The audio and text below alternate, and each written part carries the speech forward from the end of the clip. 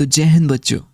चलिए आगे बढ़ते हैं। अभी तक हमने काफ़ी सारी चर्चाएं पैसे को लेकर कर ली है। मनी क्या है, मनी के उदाहरण, मनी नहीं था तो उससे पहले क्या होता था, ये सब चीज़ें हमने देख चुके हैं। चलिए थोड़ी सी फन एक्टिविटी कर लेते हैं। यस बच्चों, ये है मिस कैटरीना। कैटरीना जाना चाहती है कहीं हॉलीडे पे और अपना हॉलीडे डेस्टिनेशन वो सिलेक्ट करती हैं इजिप्ट।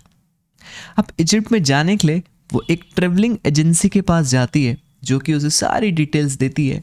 सारी डिटेल्स के साथ पूरा टूर प्लान करने के साथ साथ टूर पैकेज देती है। जी हाँ, अब यहाँ पे ट्रैवलिंग एजेंसी से जैसे ही वो मिलती है लेडी से, तो वो उनको पैकेज बताती है कुछ इस प्रकार।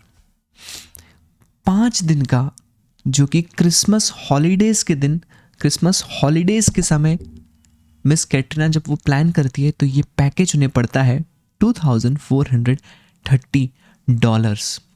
वहीं 5 दिन का यही पैकेज क्रिसमस हॉलीडेज़ के बाद मिस कैटरीना अगर इसे चूज़ करती है तो ये पड़ता है इन्हें $2,300।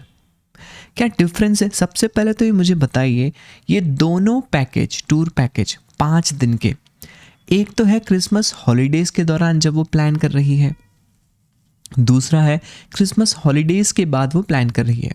दोनों 5 दिन के टूर पैकेज है, लेकिन दोनों की प्राइसिंग में फ़र्क है।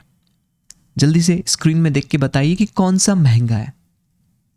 क्रिसमस हॉलीडेज़ के दौरान जो पैकेज आप ले रहे हैं, कैटरीना लेगी अगर, तो वो उसे 2,430 में पड़ेगा, जबकि दूसरा package immediately after Christmas holidays ये $2,300 में पड़ेगा। यानी कि क्रिसमस हॉलीडेज़ की इम्पोर्टेंस है। ठीक है, अब मुझे आप ये चीज़ सोचकर बताइए कि ये डिफरेंस क्यों आया होगा, इतना डिफरेंस क्यों है।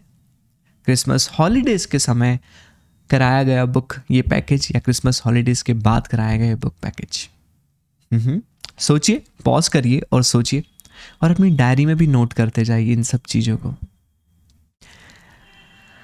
वेल दोस्तों, इसके पीछे जो सबसे मुख्य कारण है वो है सो गैसेस, डिमांड एंड सप्लाई। आपको पता है कि क्रिसमस हॉलीडेज़ के दरमियान, क्रिसमस हॉलीडेज़ के समय में सब लोग फुर्सत में रहते हैं, छुट्टियों का दिन रहता है, वो अपनी छुट्टियों को जैसा चाहे वैसा यूटिलाइज कर सकते हैं। तो सब लोग फ्री रहते हैं, उसी समय वो लोग हॉलीडेज़ जाना चाहते हैं। लेकिन क्रिसमस हॉलीडेज़ के बाद सबकी वर्किंग्स चालू हो जाती है। कौन अपना काम धंधा छोड़ के हॉलीडेज़ पे वैकेशन पे जाएगा। यानी कि क्रिसमस हॉलीडेज़ के समय डिमांड ज़्यादा है और क्रिसमस हॉलीडेज़ के बाद डिमांड कम हो जाती है, क्योंकि सब लोग बैक टू वर्क चल जाते हैं। आपके मम्मी पापा भी, अगर आप इंडिया से बिलोंग करते हैं तो आपने देखा होगा दिवाली वेकेशंस के बाद आपके मम्मी पापा ठीक यूजुअल प्रकार से बिजी हो जाते हैं। वही डिमांड एंड सप्लाई की बात हम कर रहे हैं। चलिए और थोड़ा डिटेल में देखते हैं इसे। सप्लाई, सप्लाई क्या होता है? Supply is the number of products available for sale. Here that means everything a trip to Egypt offers, that is a supply of the number of hotels to stay, public transport, the tourist spots, favorable weather, etc.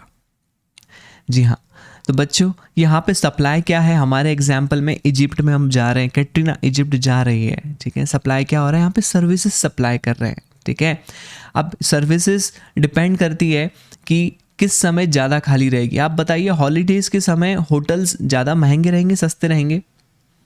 Holidays के समय hotels ज़्यादा महंगे रहेंगे stay करने के लिए। क्यों? क्योंकि वहाँ पे डिमांड ज़्यादा होगी। यस, इसके साथ साथ पब्लिक ट्रांसपोर्ट में भी भीड़ ज़्यादा रहेगी, टूरिस्ट ज़्यादा विजिट करेंगे, तो डिमांड ज़्यादा रहेगी। ठीक है, वहाँ पे।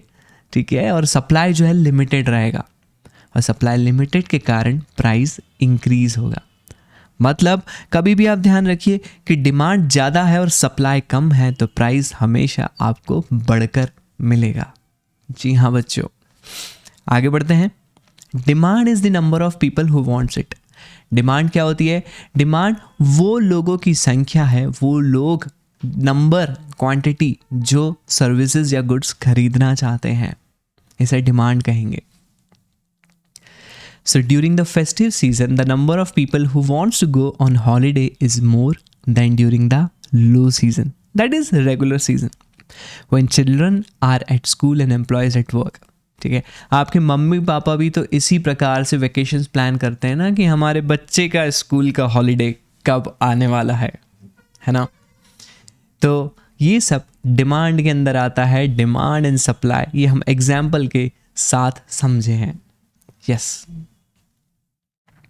आगे बढ़े. हाँ, अब मैं आपको एक बहुत ही ब्यूटीफुल सा सॉन्ग डिमांड एंड सप्लाई का सुनाना चाहता हूँ. ठीक है, कितना ब्यूटीफुल है आप ही बताइएगा. उससे पहले आई होप आपको डिमांड एंड सप्लाई का कॉन्सेप्ट समझ में आ गया होगा. बस एक मेरी एक चीज़ को बात को ध्यान रखिए कि डिमांड एंड सप्लाई को लेकर, अगर सप्लाई कम है और लोग ज़्यादा है जो बाय करना चाहते हैं, तो मतलब डिमांड ज़्यादा है, सप्लाई कम है, तो प्राइस हमेशा ऊपर रहेगा. लेकिन डिमांड कम है, सप्लाई ज़्यादा है, तो फिर ऐसे में प्राइस लो रहेगा, क्योंकि बाय करने वाले लोग जो है बहुत कम है, लेकिन सप्लाई जो है बेचने वाले ज़्यादा है. ठीक है, तो ये चीज़ ध्यान रखिएगा. मैं आपको एक्सरसाइज भी देता हूँ कि आप अपनी डायरी में नोट करिए कि आपके सराउंडिंग में आपने कौन कौन सी ऐसी चीज़ों को नोटिस किया है जिसकी डिमांड ज़्यादा है और सप्लाई कम और उसका प्राइस ज़्यादा है.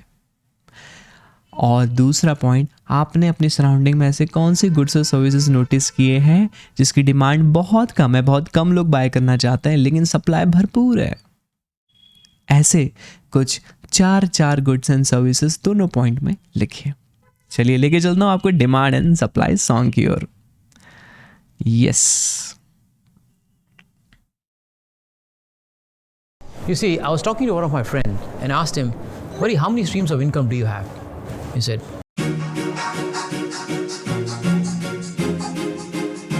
all right.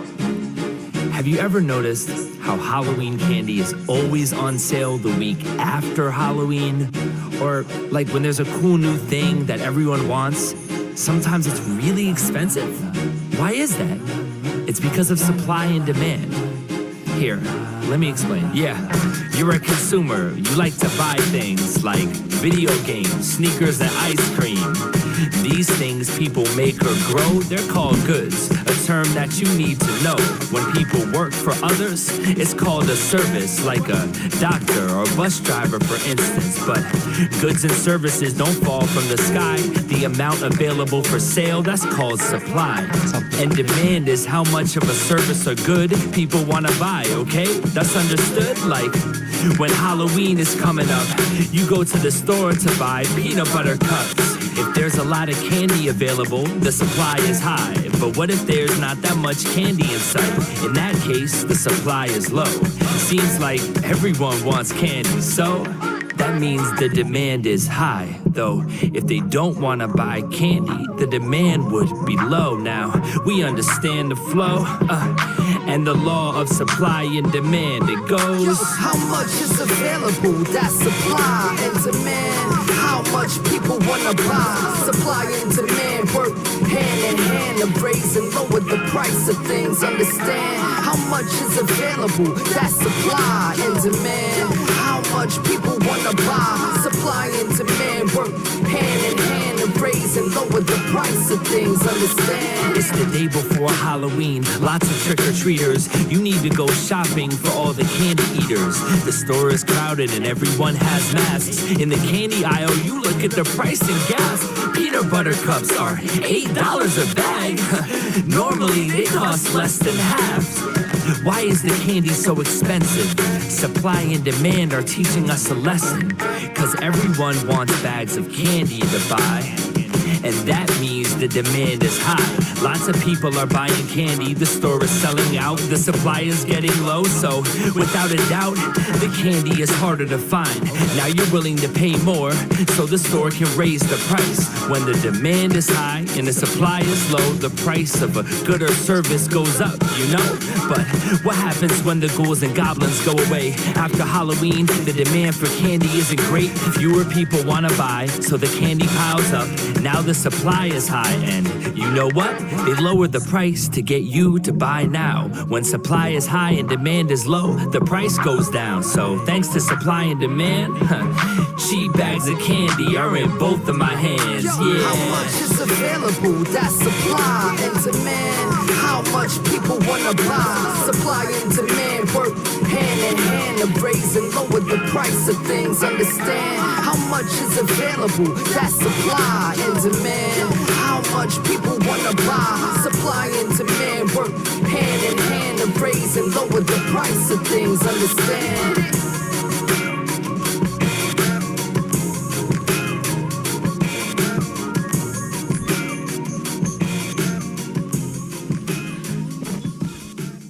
परफेक्ट, अगर मैं आपको परफेक्ट, अचानक से ये एकदम परफेक्ट। यस, तो दोस्तों ये हमने देखा डिमांड एंड सप्लाई सॉन्ग के बारे में। आई होप आपको समझ आ गई होगी डिमांड एंड सप्लाई की बातें। It is because of the principle of demand and supply that the delivery charge for your favourite pizza on rainy day is more than other days. कभी सोचा है जब बारिश का मौसम होता है और आप अपने घर में बैठे बैठे कुछ फूड ऑर्डर करते हैं, पिज़्ज़ा ऑर्डर करते हैं, तो शायद उसका प्राइस थोड़ा सा यूजुअल से अप हो जाता है, बढ़ जाता है। उसके पीछे का कारण ये है कि डिलीवरी करने वाले लोग जो है वो नहीं मिलते। बारिश में कौन डिलीवरी करेगा, है ना? तो आपको थोड़ा महंगा मिलता है। क्यों? क्योंकि डिमांड ज़्यादा है लेकिन सप्लाई कम हो जाती है। यस, और simply why diamonds cost more than water. सोचा है कभी जो हीरे जेवरात होते हैं, गोल्ड होता है, डायमंड्स होता है, ये सब पानी से महंगा क्यों है? पानी तो प्रकृति का नियम है, नेचर है। बारिश होती है, पानी मिल जाता है, लेकिन क्या सोने की और हीरो की, गहनों की बारिश कभी सुनी है? नहीं ना। यस, तो बिकॉज डायमंड्स आर स्कार्स, यानी कि ये बहुत लिमिटेड रिसोर्सेज है। एवरीबडी वांट्स इट, हर किसी को चाहिए। Even though water is needed in terms of survival. भाई डायमंड भी हर किसी को चाहिए, लेकिन वाटर, पानी तो हर किसी को चाहिए, मतलब 100% लोगों को चाहिए। यस, लेकिन वाटर जो है कमी नहीं है उसकी, स्कार्स नहीं है। That's why diamonds are costlier than water. Yes, so can you give me an example where you saw the principle of demand and supply at play? Yes, आप ये एक्सरसाइज नोट कीजिए और अपनी एक्सरसाइज में, notebook में ये सब चीज़ें नोट करके मुझे बताइएगा। वापस बैक करके देखिएगा जो आपने वीडियो अभी मैंने आपको दिखाया, सॉन्ग सुनाया, उसमें डिमांड एंड सप्लाई कहाँ कहाँ आया है। ओके, सो दोस्तों चलिए मिलते हैं हमारे नेक्स्ट मॉड्यूल में। आप सभी का इस मॉड्यूल में पेशेंटली बने रहने के लिए बहुत बहुत धन्यवाद। मिलते हैं हमारे नेक्स्ट मॉड्यूल में, तब तक ले जय हिंद बच्चों।